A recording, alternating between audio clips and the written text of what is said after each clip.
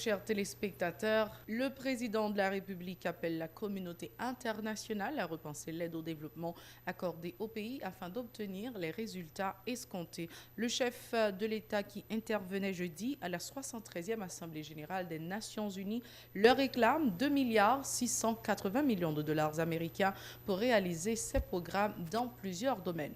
Jovenel Moïse rend les bailleurs de fonds internationaux responsables en partie des émeutes de juillet dernier en raison de la rigidité des conditions de financement de leurs projets dans le pays. 48 milliards de gourdes de recettes à collecter, telle est la mission confiée par le gouvernement au nouveau directeur de l'administration générale des douanes, Romel Bell, exige de nouveaux policiers et des matériels adéquats pour lutter contre la contrebande et la corruption sur la frontière.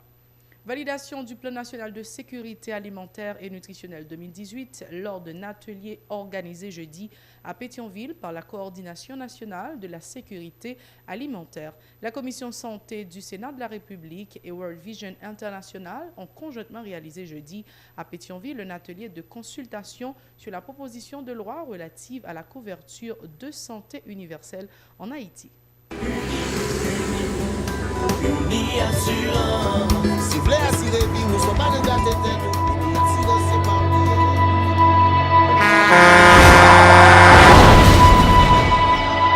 En général, moun pa reme pran assurance.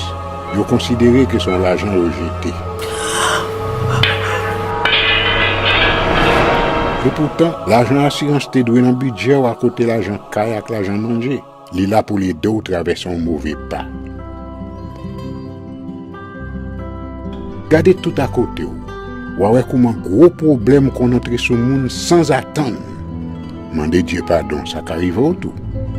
Une assurance dit ou précaution pas capon. Les mal arrivés, les faux amis flair saison a fait comme si on pas de jambe connaît. Une assurance après rétaver ou pour le dire continuer vivre la vie quitter ce course là dans main nous. Une assurance. Vivez en toute assurance. Si vous nous rejoignez en ce moment, vous êtes sur la télé Pacifique, vous suivez Info Pacifique, le développement. Le président de la République, Jovenel Moïse, s'est félicité de son bilan, jugé positif à la tête de l'État, indiquant avoir œuvré en faveur de la stabilité politique et institutionnelle, la protection des droits humains et l'amélioration de l'environnement sécuritaire dans le pays. S'exprimant jeudi lors du 73e sommet des Nations Unies, M. Moïse a rendu responsable le Fonds monétaire international FMI des événements des 6 et 7 juillet dernier suite à la hausse des prix du carburant à la pompe. Une décision qui a été prise sous la pression du FMI, dénonce Jovenel Moïse. Il appelle les bailleurs à repenser l'aide au développement octroyée à Haïti en vue de parvenir aux résultats escomptés. Écoutons-le. En juillet dernier, suite à l'application de la loi sur l'ajustement des prix de l'essence conclue avec le Fonds monétaire international, le pays a vécu la fâcheuse et douloureuse expérience d'un soulèvement populaire en réaction aux exigences du Staff Monitored Programme conclu avec le Fonds monétaire international. Haïti, qui ne produit pas de pétrole, est confronté à la douloureuse exigence de continuer à financer les subventions gouvernementales du prix des produits pétroliers. Cette expression violente de mécontentement d'une partie de la population ne peut être sous-estimée. Elle a posé avec une acuité particulière la question centrale des risques associés à l'extrême précarité socio-économique et au manque de perspectives économiques. Elle a mis en relief la fragilité des acquis obtenus. De hautes luttes peuvent être mises en péril en l'absence d'un soutien adéquat sur la longue durée. L'un des enseignements que nous avons tirés de cette crise est que les réformes structurelles sont des processus de longue haleine qui, tout en étant indispensables, ne peuvent pas être entreprises dans de courts laps de temps et les conditions souvent trop rigides imposées par les partenaires techniques et financiers sans tenir compte de la réalité socio-économique de chaque pays. Sans vouloir en rejeter le blâme sur quiconque, il y a lieu de noter que le récent soubresaut enregistré a été, en grande partie, la résultante d'une vision trop étriquée de l'aide au développement. qui ne permet pas toujours à nos partenaires internationaux de reconnaître la nécessité d'une approche moins fragmentée, moins rigide, plus intégrée, bref, plus cohérente des problèmes interdépendants de développement et de sécurité, et beaucoup plus en adéquation avec les 5 principes de Paris sur l'administration et l'efficacité de l'aide publique au développement et le programme d'action d'Accra. Le chef de l'État a par ailleurs établi les priorités du nouveau gouvernement qualifié d'union nationale. Il a annoncé de nouveaux programmes socio-économiques pour soulager les plus démunis, la lutte contre la corruption et l'organisation d'élections en octobre 2019. Jovenel Moïse continue de solliciter l'aide internationale qui devra prendre en compte la réalité du pays et les priorités du gouvernement. Jovenel Moïse. L'accès à de bonnes infrastructures routières, électriques, numériques, sanitaires, scolaires, environnementales et hydrauliques est un prérequis pour tout pays qui vise d'accéder au développement durable. La République d'Haïti a reçu près de 11 milliards de dollars en dons et en prêts entre 2006 et 2016. Toutes ces infrastructures ne se sont pas mises en place. Et ce sont les réponses à ces questions que nous nous efforçons inlassablement à trouver pour le peuple haïtien. La République d'Haïti a près d'1 million d'hectares de terres cultivables. Malheureusement, seulement 5% de ces terres sont irriguées. Pour viabiliser 450 000 hectares additionnels, 675 millions de dollars sont nécessaires. Avec environ 300 millions de dollars, nous pouvons traiter les 220 millions de mètres cubes d'eau nécessaires pour desservir toutes les communes d'Haïti. 15 000 salles de classe sont nécessaires pour permettre aux 500 000 enfants qui ne fréquentent pas encore l'école d'avoir accès à une bonne éducation de base. Environ 450 millions de dollars sont nécessaires pour la construction de ces salles de classe. 122 centres de santé sont nécessaires pour combler le déficit que nous avons au niveau des sections communales. 20 millions de dollars en sont nécessaires. Je profite aussi pour interpeller la communauté internationale sur l'obligation de mobiliser les ressources pour éliminer le choléra introduit par la MINUSTAH en Haïti et pour compenser les victimes.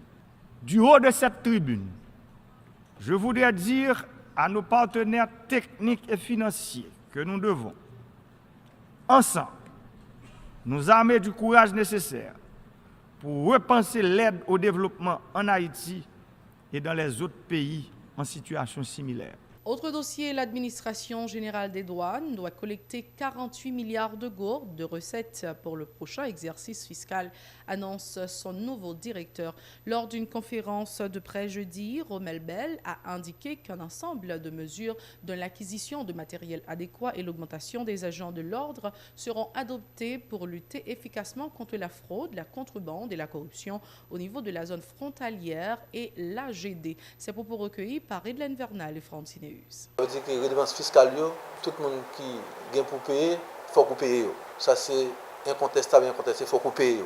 Et d'après Goumen, pour tout le monde payer, sans gain pour payer. Et c'est là que le pays a des moyens pour ça. La donne à contrôler. Et est-ce qu'il y a des marchandises avariées, marchandises qui sont propres à la consommation humaine qui rentrent dans le pays? Le ça, la donne est supposée bloquer. Pour compter bon pas fait, il faut que tout le monde accepte. Compter bon pas fait. Mais si tout le monde est d'accord pour le faire, tout le monde rentre dans le compte banque, eh bien, on dit que général ou on seul ou combattre, tout le monde là-dedans. Même si prévision ministère à là, on ne doit pas arriver là-dedans, mais ils ont sommet qu'on arrive, ils font juste milieu, ils ont kembe. Et laisse ça et ministère pas de problème avec. Sous c'est kembe. Mais pour atteindre l'objectif là que prévision pour l'année fiscale là, c'est ensemble pour nous mettre tête en noir, pour nous contrer contre. Parce que c'est contre bon qui ne faut pas atteindre l'objectif.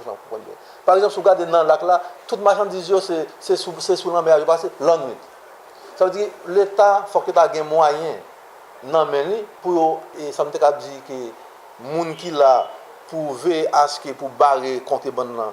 Parce que pas débat c'est pour barrer. Il faut un bateau, il faut un hélicoptère, il faut un radar, il faut un paquet de bagages. Prévision c'est 48 milliards. Alors prévision, il faut nous comprendre que les gens acceptent contre bon pour que ça leur monde un bagage qui vaut 100 000 gouttes. Leur paye ou dit faut payer 25 000 gouttes.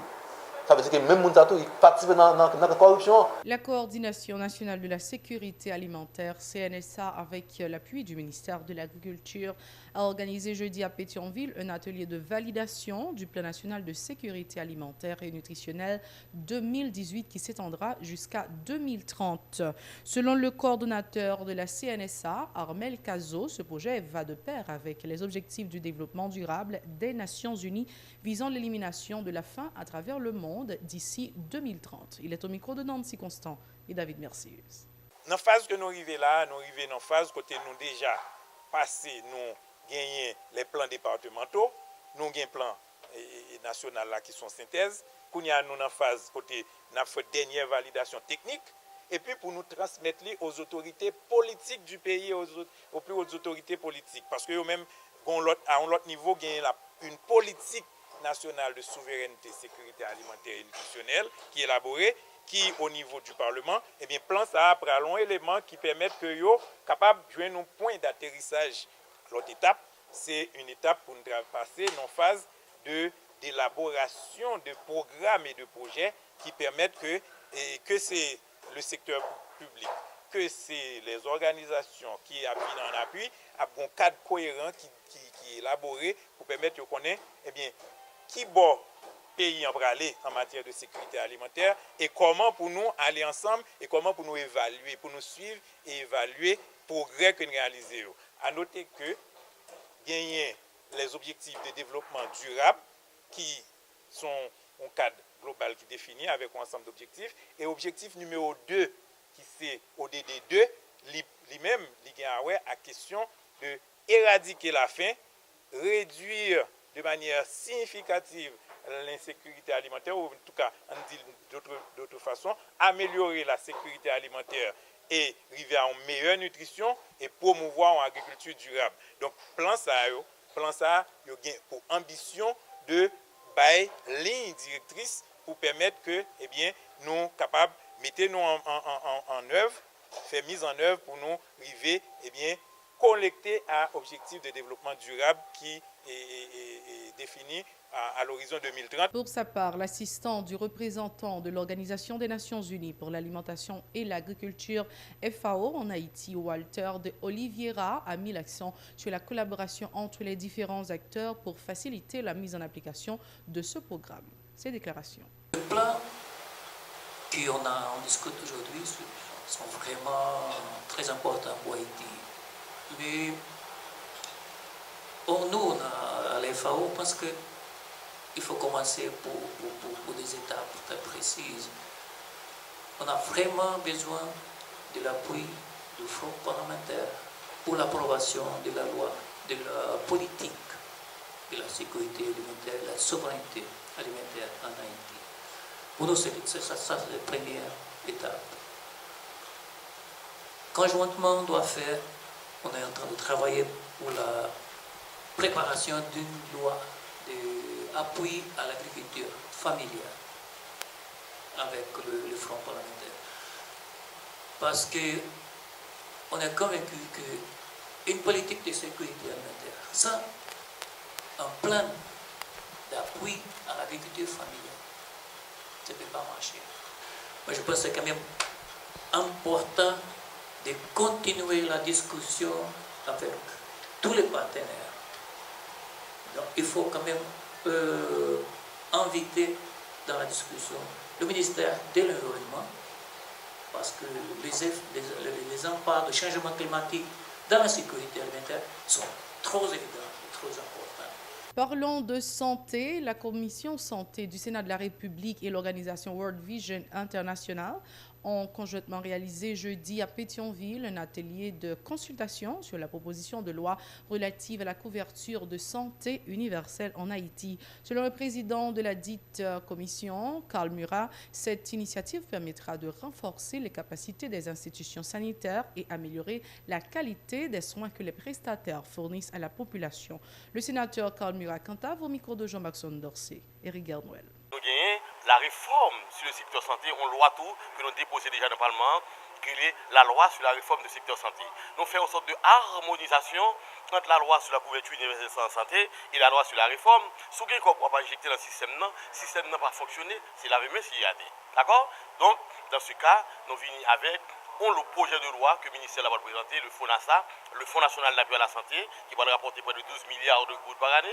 Nous venons avec la loi sur la couverture universelle en santé pour nous contractualiser, je dirais, avec les institutions, et la loi sur la réforme du secteur santé pour que institutionnels porteuses, institutionnels gratifiantes, nous capables des soins de santé de qualité, des prestations de qualité à la population. Les institutions sont qu'on y a besoin de moyens, n'est-ce pas, pour que yo renflouer question, permettre que yo exister, yo renforcer tête yo, je pense que plein de ça yo, il va le cesser, n'est-ce pas, à travers cette loi sur la couverture universelle de la santé. Dans les 6 premières années yo, on a commencé avec des groupes cibles, tant que les handicapés, les enfants de 0 à 5 ans, les femmes enceintes, les vieillards, les étudiants, les élèves et les chômeurs en situation de responsabilité.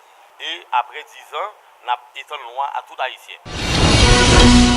C'est toujours un plaisir pour la Télé Pacifique de vous informer. Merci d'avoir été des nôtres. Au revoir, à la prochaine.